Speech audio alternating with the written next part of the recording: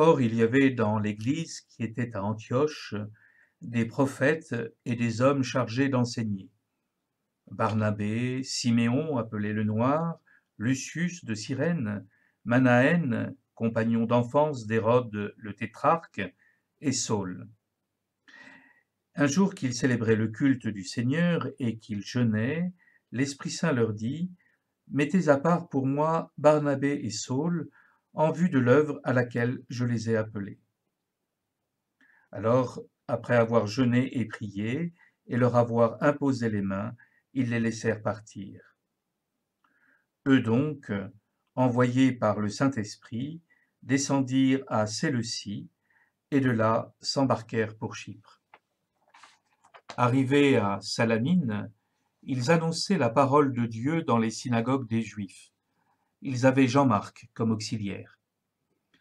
Ayant traversé toute l'île jusqu'à Paphos, ils rencontrèrent un mage, un faux prophète.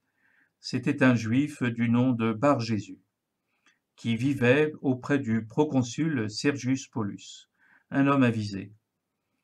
Celui-ci fit venir Barnabé et Saul, car il avait le désir d'entendre la parole de Dieu. Alors, en face d'eux se dressa Élymas, le mage, car ainsi se traduit son nom, qui cherchait à détourner le proconsul de la foi. Mais Saul, appelé aussi Paul, rempli d'Esprit Saint, le fixa du regard et dit: Toi qui es plein de toutes sortes de fausseté et de méchanceté, fils du diable, ennemi de tout ce qui est juste, n'en finiras-tu pas de faire dévier le chemin du Seigneur, qui sont droits? Maintenant, voici que la main du Seigneur est sur toi, tu vas être aveugle, tu ne verras plus le soleil jusqu'au moment fixé. Et aussitôt tombèrent sur lui brouillard et ténèbres. Il tournait en rond, cherchant une main pour le guider. Alors le proconsul, ayant vu ce qui s'était passé, devint croyant, car il était frappé par l'enseignement du Seigneur. Paul et ceux qui l'accompagnaient s'embarquèrent à Paphos et arrivèrent à Pergé en Pamphylie. Mais Jean-Marc les abandonna pour s'en retourner à Jérusalem.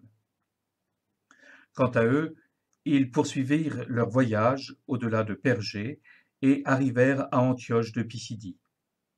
Le jour du sabbat, ils entrèrent à la synagogue et prirent place. Après la lecture de la loi et des prophètes, les chefs de la synagogue leur envoyèrent dire: Frères, si vous avez une parole d'exhortation pour le peuple, parlez. Paul se leva et fit un signe de la main et dit: Israélites, et vous aussi qui craignez Dieu, écoutez. Le Dieu de ce peuple, le Dieu d'Israël, a choisi nos pères. Il a fait grandir son peuple pendant le séjour en Égypte, et il l'en a fait sortir à bras étendus. Pendant une quarantaine d'années, il les a supportés au désert, et après avoir exterminé tour à tour 7 nations au pays de Canaan, il a partagé pour eux ce pays en héritage. Tout cela dura environ 450 ans. Ensuite, il leur a donné des juges jusqu'au prophète Samuel. Puis ils demandèrent un roi, et Dieu leur donna Saül, fils de Kish, homme de la tribu de Benjamin, pour 40 années. Après l'avoir rejeté, Dieu a, pour eux, suscité David comme roi, et il lui a rendu ce témoignage: J'ai trouvé David, fils de Jessé. C'est un homme selon mon cœur, qui réalisera toutes mes volontés.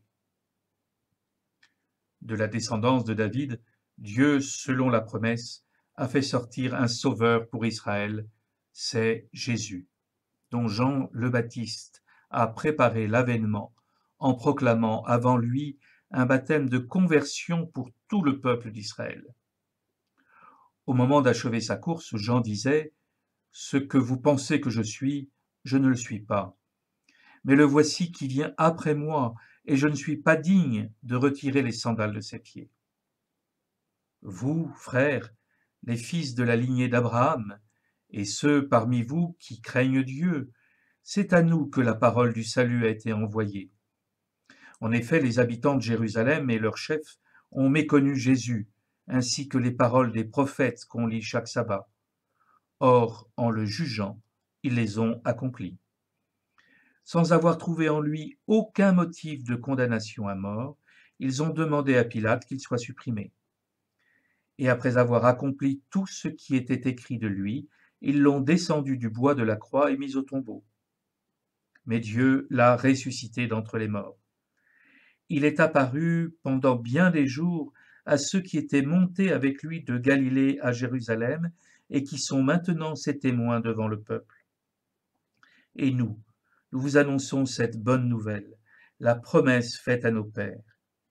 Dieu l'a pleinement accomplie pour nous, leurs enfants, en ressuscitant Jésus, comme il est écrit au psaume 2, « Tu es mon fils, moi, aujourd'hui, je t'ai engendré ».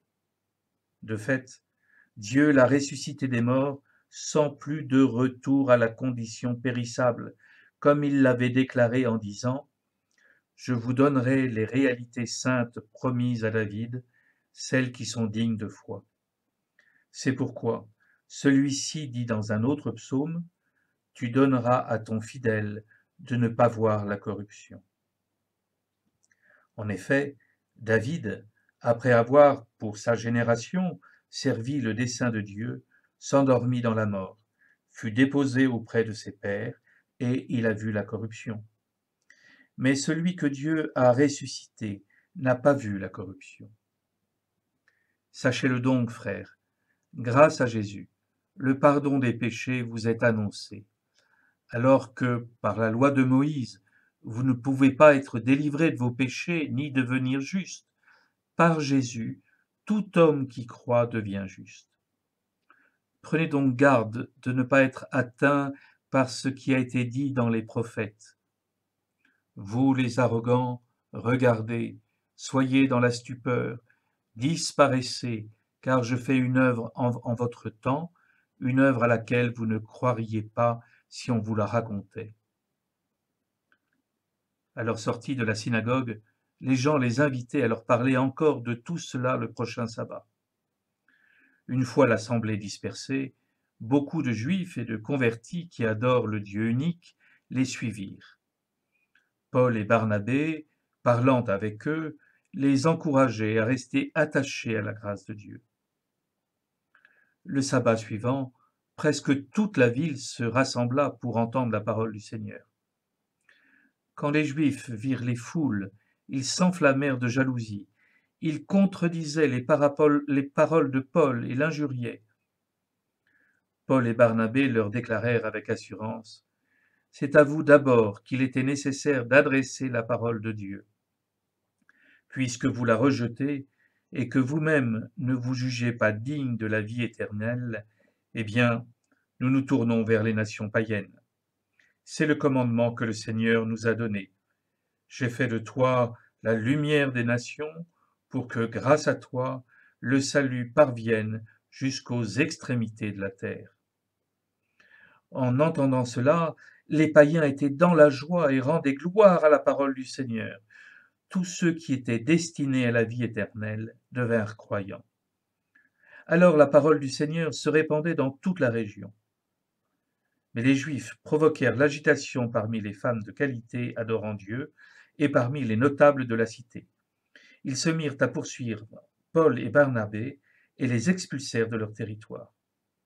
Ceux-ci secouèrent contre eux la poussière de leurs pieds et se rendirent à Iconium, tandis que les disciples étaient remplis de joie et d'Esprit Saint.